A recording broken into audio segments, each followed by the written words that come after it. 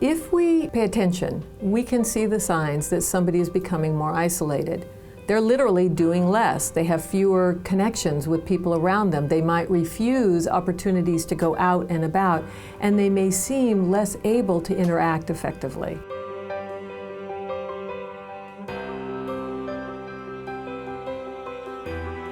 When you say, let's go out, and they go, no, I would rather not go out. That's usually the first one. It's when they start, rejecting invitations.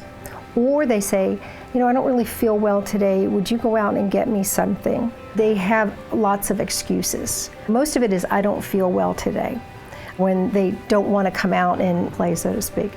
But those are usually the indications is when they stop showing up. I think the primary symptom is an unexplained change in very consistent behavior that you've observed over time. And that will work for introverts, extroverts, whatever. So if you understand how they've behaved over a reasonable period of time, and they're now acting differently, that's the trigger.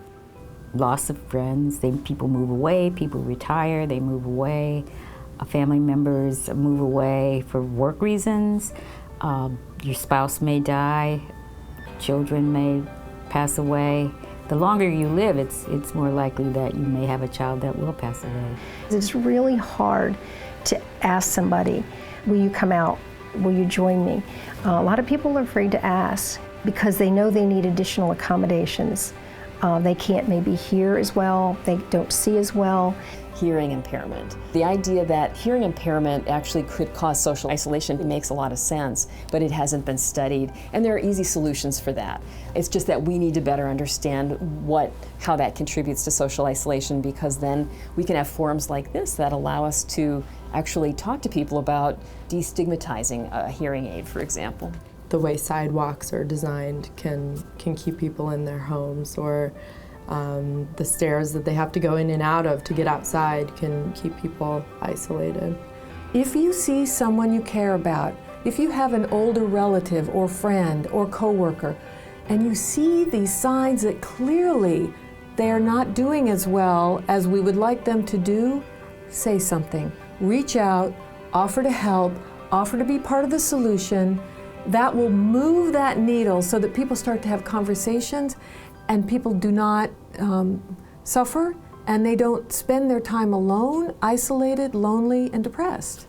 I think the whole notion of social isolation raises the concern about how do we keep people connected in ways that are comfortable for them. And I also think it's an issue that we're going to need to pay a lot more attention to as the number of people who live alone and are aging continues to increase. Because again, we can misread situations. Just because you live alone doesn't mean you're lonely.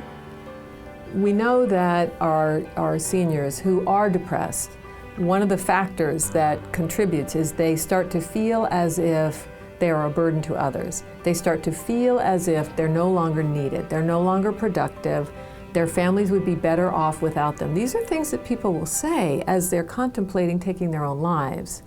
And so family members need to take that all very seriously. They need to watch for signs that their loved ones are pulling away socially, but also pulling away emotionally, and communicating that they are feeling as if they're no longer of value. And when you see that, that is a clear indication that we need to step in, we need to remind, we need to engage. Ask our seniors to help us. Give them a role that is genuine and real. We need them.